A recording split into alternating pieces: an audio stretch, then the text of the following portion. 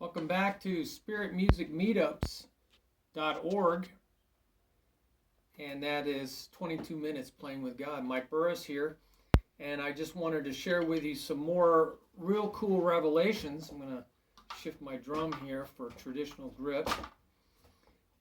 Really neat revelations that will come handy for you. You know, there's this Greek word used in the New Testament called katergazomai. Katergazomai. Kata means down upon or in the manner of. Gazami. So, well, that's a really difficult word to say. Katergazomai. And we translate it exercise, or some people say work out. Like when we go to the gym, we work out, right? It means to get it out, to flush it out, to work it out. Got it? Okay, so we're going to be doing that with stick rebounds and some things we were talking about, exercises. So we do a lot of exercises in the gym and in drumming. We do a lot of exercises. And what we're trying to do is get what's inside of us out. We're not trying to get something into us. We're trying to get what is in our mind. We're learning something. We're trying to get it out through our muscles into our body, and so that we can get it out into the music. So a really good illustration of this is in Philippians 2:12. Let's get into some drumming first. So we got, by playing rebound or full strokes, this is a rebound or full stroke. So what I call HH, because it's high, it starts high and it returns high. So I call it the HH stroke. Start by slapping the wrist down, but with the fingers, now this only goes 45 degrees unless I tilt my elbow in. That's traditional grip for you. So I'm only going to go 45 degrees. Okay, my palm is pointing straight up. That's as high as I can go. Slapping the wrist down, but with the fingers, keep the stick lightly against the palm. I'm going to keep my fingers lightly against the palm. What others call a power stroke. I'm not gripping tightly. I don't want tension as evil. We talked about that. So I want to, I teach it as a fishing stroke, fishing, because that's how we throw a fishing rod. Excuse me. Notice that in order to get the stick back up in the high, you will have to lift it back up with your wrist. This is inefficient because you aren't using the energy of the downstroke. There's a lot of energy there, and we want that energy to push our hand up. So if you go down like this, you could pull your hand back, feel that energy, see how fast you can throw it down and pull it back. But you're still pulling it with your hands, so that's not very efficient. Now gradually loosen your grip. So I'm going to start out with it against my palm. So I'm doing an exercise, katergazomai. So I'm doing an exercise of my muscles, and then I'm going to gradually allow my fingers. I'm reading off a website here that I have this information for you. I'm going to gradually loosen my grip until the stick flies back out of your hands like a bouncing rubber ball. See, it wants to bounce right out of my hand and go flying. That's the rubber ball you want to feel. We talked about accepting the rebound in another video. So I'm loosening my fingers up away from my palm until I get this rubber ball effect, and it wants to go out of my hands. Okay? So it wants to fly out of my hands. Alright, so I'm doing this.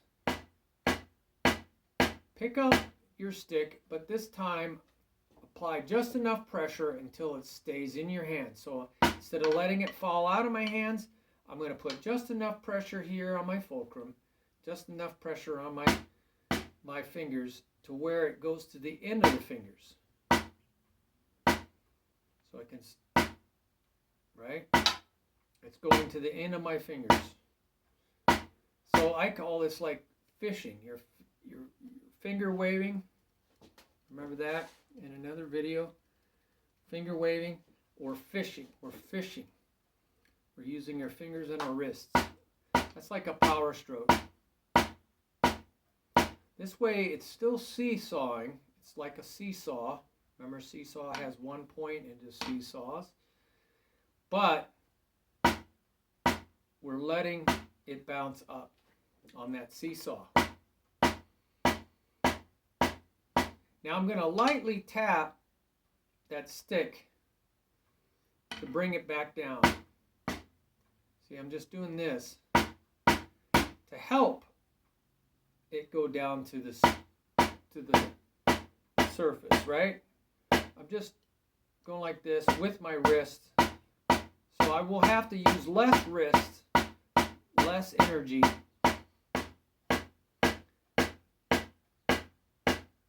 So the fingers are just going along for the ride because the stick is pushing those fingers out and I'm just pushing them back. You know, I'm just pulling those fingers back just a little bit and the rebound is forcing the stick out against my fingers. So I'm pulling those fingers into the palm lightly.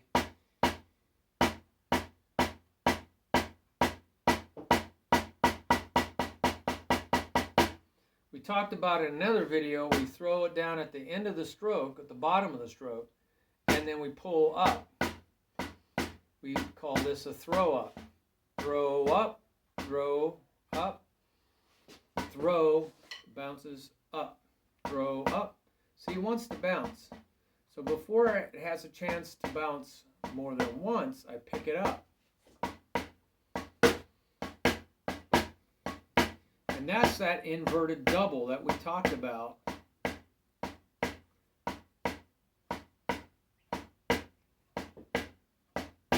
See how I'm picking it up? So light, pick up. Throw it down, pick it up. Throw it down, pick it up. Throw it down, pick it up. So it wants to bounce, but you pick it up before it has a chance to bounce more than once. See, it wants to bounce. Bam, bam, pick it up. Bam, pick it up. Bam, pick it up. So this is an exercise, and now I'll tell you about a revelation that I had about this word katergazomai. Philippians 2:12 says, work out your salvation with fear and trembling. And a lot of people just quote that, Philippians 2:12.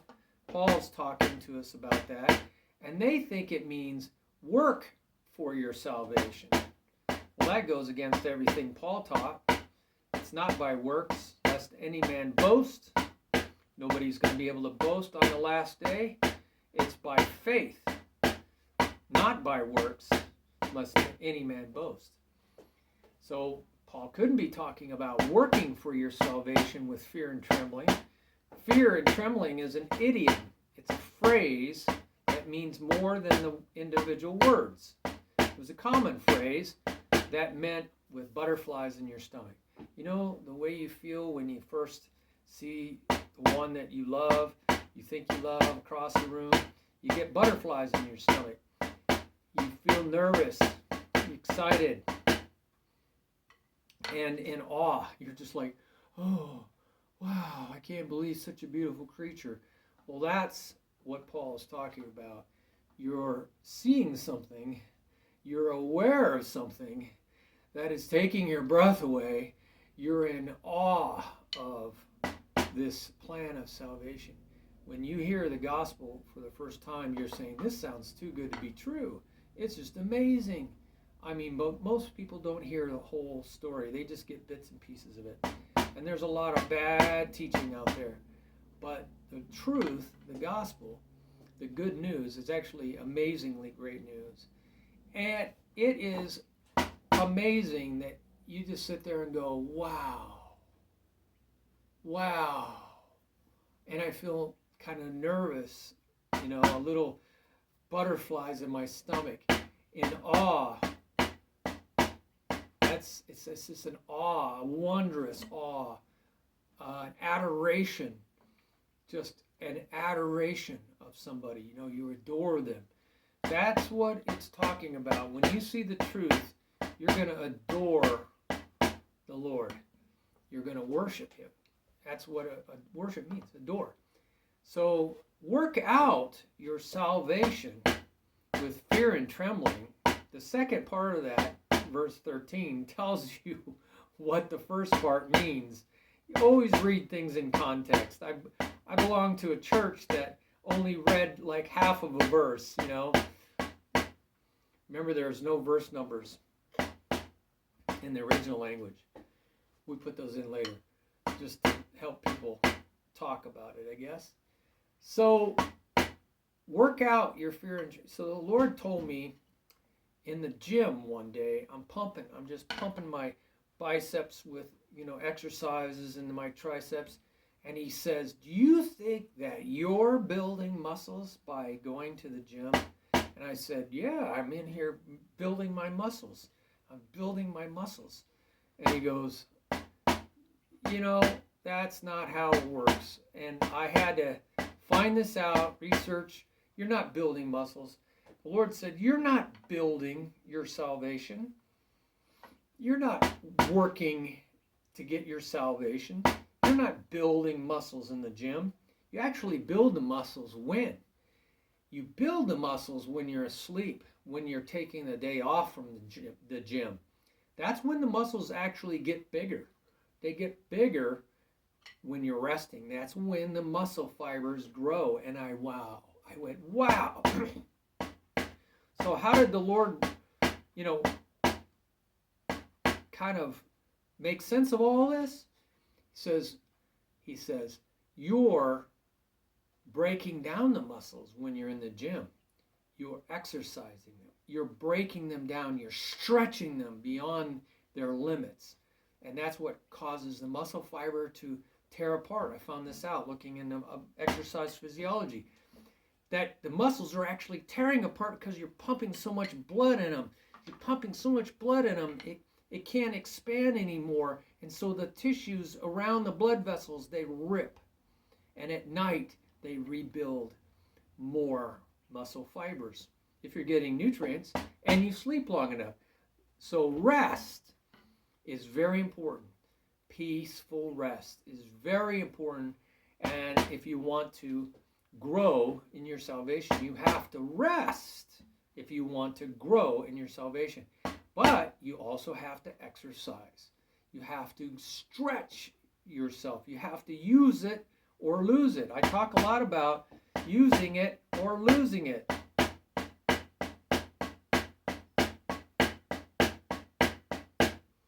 You have to use what you learn, right? From me, from the Lord, from a drum book, from another drum teacher. You have to use it. You have to stretch with it. You have to go on an adventure. You have to explore it. You have to play with it like a little child. And you need to develop those muscles. You got to stretch those muscles. You're not going to build those muscles. You are developing them by stretching them to their limits. So I'm gonna stretch until I can feel the blood just pouring in. So once you learn something, learn it the right way. So I must have practiced this for a week when I had pneumonia one time. So I learned how to do the throw-ups, to really pull my fingers in, and it really stuck with me. It's a great habit. But then I had to exercise. I had to come up with exercises.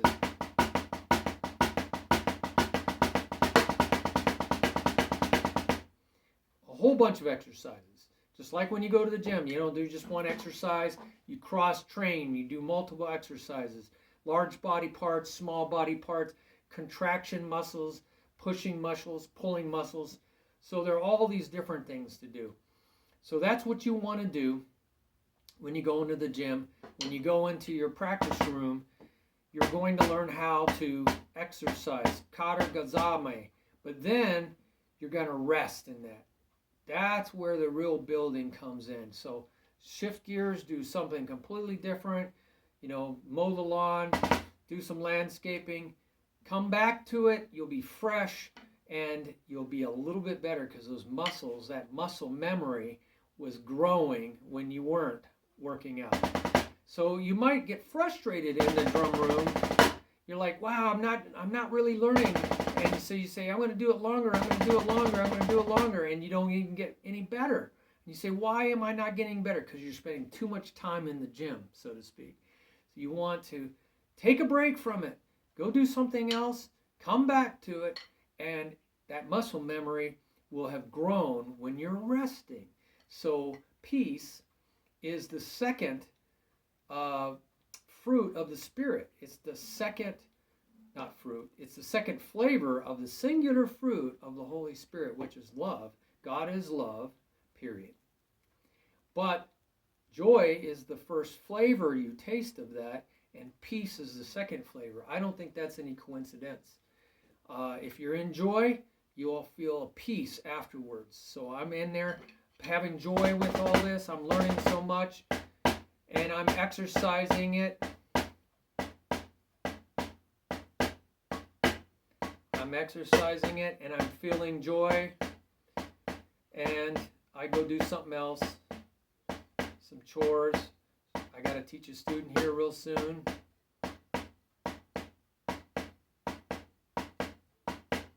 And when you get frustrated or you feel like you're not getting anywhere, set your sticks down and go do something else. And then when you come back to it, you'll be fresh and you'll have more muscle memory and you'll feel peace. You'll feel peace. You'll go, oh. And you see, you were resting. You were in peace. You were doing something else. You were cross-training, maybe exercising something else, but you were resting this muscle while you're working this muscle. So, you can rest this muscle while you're working out something else. So that's the way it is in life. Balance. We have a whole thing on balance, finding balance. So don't do too much of one thing and get burnt out and frustrated and say, how come I'm not learning? I'm going to quit drumming. No, go do something else. Maybe something else in drumming, drum set or something, and then come back to chops and just keep going around, mixing it, resting in one thing, exercising in another thing, and then you'll be rested up. When you go back to it, you'll see progress. It's almost supernatural. You just go, how can I play so much better? I don't know what happened. Well, it happened while you were resting. And that's what work out your salvation. So verse 13, the next verse says, for it is God who works in you. See, for is the reason why we can have this awe, fear and trembling awe of God, working out our salvation, fleshing it out, getting it out there, is because it is God that works in us, works inside of us, both to will or desire and to do his good pleasure. That's the thing that makes it just awesome, is that God is going to work inside of us. That's what I'm trying to tell you with drumming even. God wants to work inside you, both to desire or will, have a will or desire for his good pleasure, but also to do his good pleasure. So he really takes control of, he wants to take control of the whole enchilada. The beginning of the process, the end of the process. All you have to do is say, yes, I volunteer, I sign up. And he will take you from the beginning to the end. The desiring and the willing and the doing of his good pleasure. That's great news. And that's what salvation means. It doesn't mean just an event. Salvation means a process. It means to be made whole or restored to wholeness and health and fullness.